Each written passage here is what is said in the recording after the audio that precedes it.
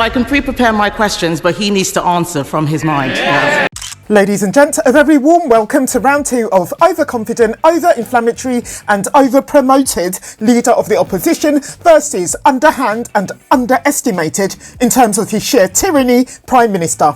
Opening the show for us today is Mrs Kemi Badenoch herself, and it's another of her very classy and totally non-obvious put-downs of her opposite number. Leader of the opposition, Kemi Badenoch.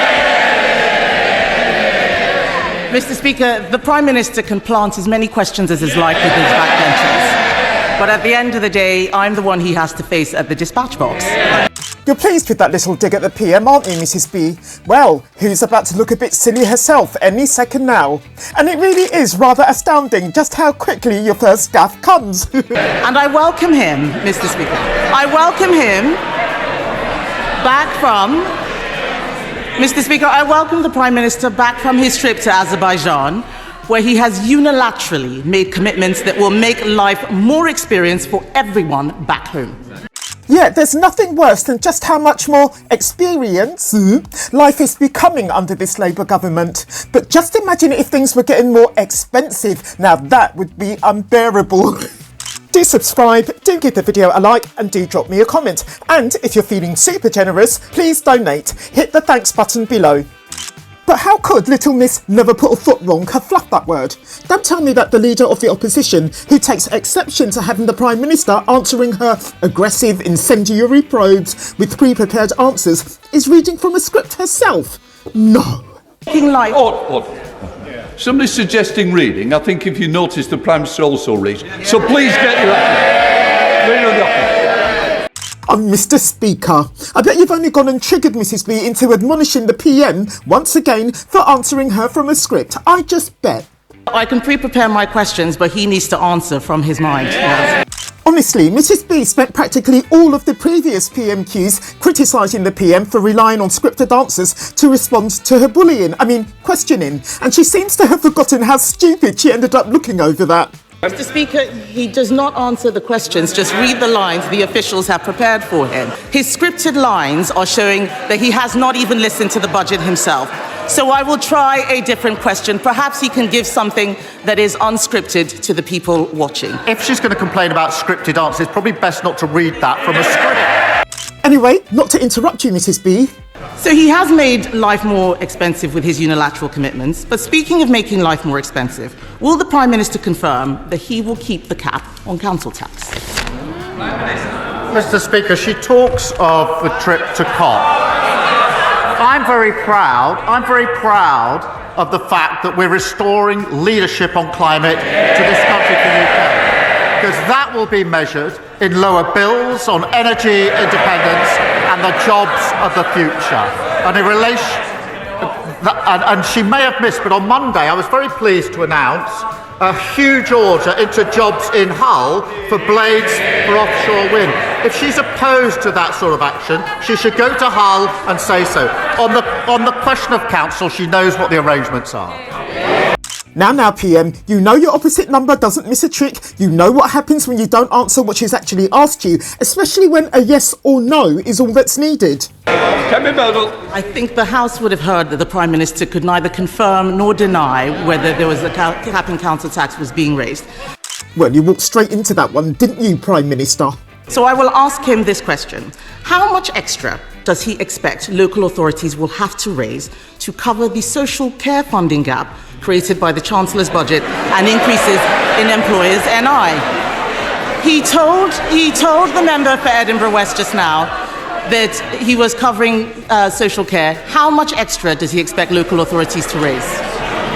Yeah, it's not as if the Prime Minister answered this very question approximately 3 minutes before now, quoting the sum of 600 million quid or anything. It's all very well, this knockabout, but not actually listening to what I said 3 minutes ago. It's a bit of a fundamental failure of the Leader of the Opposition. I just said £600 million. I repeat it, £600 million.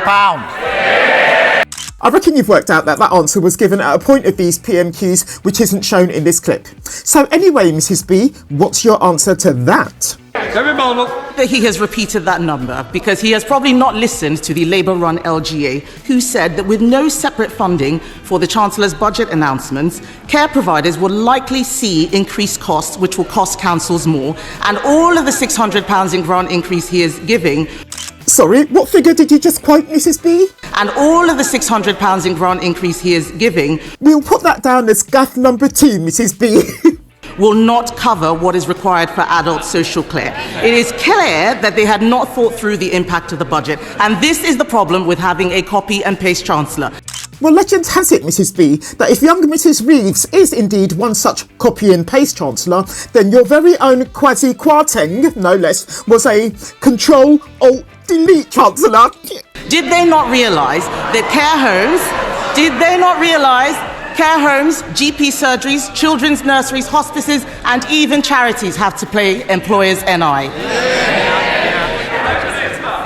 We have put more money into local authorities than they did in 14 years. In an absolutely catastrophic state. We produced a budget which does not increase tax on working people, nothing in the payslip. Prime Minister, you do realise that you and your Chancellor released the budget statement of autumn 2024 at the end of October 2024, and that it included huge tax rises for absolutely everyone, which naturally includes these working people that you're so fond of referring to, but couldn't actually ever define. You are aware of those points, aren't you, Prime Minister? Yeah? Investing in our NHS, investing in our schools so every child can go as far as their talent will take them, investing in the houses of the future. If she's against those things, she should say so. Mr. Speaker, I'm not against any of those things. But, of course not. None of us are against any of those things. But he has confirmed that he does not know what is going on. The Prime Minister probably does not realise that on Monday, the Ministry for Communities, Local Government and Housing revealed that councils will need to find an additional £2.4 billion in council tax next year. That's a lot more than 600 million. Let's just switch back to nodding horses, Mel Stride and Preeti Patel. I think I've sussed why they're having so much fun. The more they listen to the pointless drivel spewing from the Tory leader's mouth, the more they see that they're still very much in with a chance of becoming Tory leader themselves by this time next week, say. Oh, all right, by this time next month. I know that he's been away, but did the Deputy Prime Minister who runs that department make him aware of their £2.4 billion black hole? So let me get this straight, Mr. Speaker. She doesn't want any of the measures in the budget, but she wants all the benefits. So the Magic Money Tree is back after 2 weeks in office. 2 weeks in office. They've learned absolutely nothing. We've put forward a budget which takes the difficult decisions, fixing the £22 billion black hole that they left. The £22 billion black hole. Prime Minister, I'm not going to tell you again. Stop talking bullshit. Investing in the future of our country. They say they want all of that, but they don't know how they're going to pay for it. Same old Tories. Ooh, Mrs B isn't going to like that lambasting, are you, Mrs B? Mr. Speaker, even he has to admit that they fiddled the fiscal rules. The OBR has actually said that they don't recognise where the additional growth is going to come from. The fact is, Mr. Speaker, the rise in employers' national insurance is going to be a disaster for small businesses around the country. Mr. Speaker, let me tell you about Kelly. For over 20 years, Kelly has run an after-school club business supporting 500 children and families in her borough. In 2024, her national insurance cost was about £10,000. In April, this will rise to £26,000. That is a 150% increase in costs from the budget alone. What is the Prime Minister's message to Kelly and the 500 families her small business supports if it goes under? Well, whatever the PM's message might be, Mrs B, you better not have just given him another opportunity to quote the 22 billion quid that was allegedly missing from the public purse when your party lost power in July 2024, because if you have, Mrs B, then I am going to flipping scream. I would say this to Kelly. We inherited a very badly damaged economy. We inherited a £22 billion black hole. Oh, well, cheers a bunch, Mrs. B. But don't worry, I'll hold off from actually screaming. And we were not prepared to continue with the fiction. We stabilised... Oh, Ms Lopez, I'm sure I can expect better from you as a PPS as well, Prime Minister. I would say to Kelly, we are fixing the mess that we were left. We're investing in the future of our country.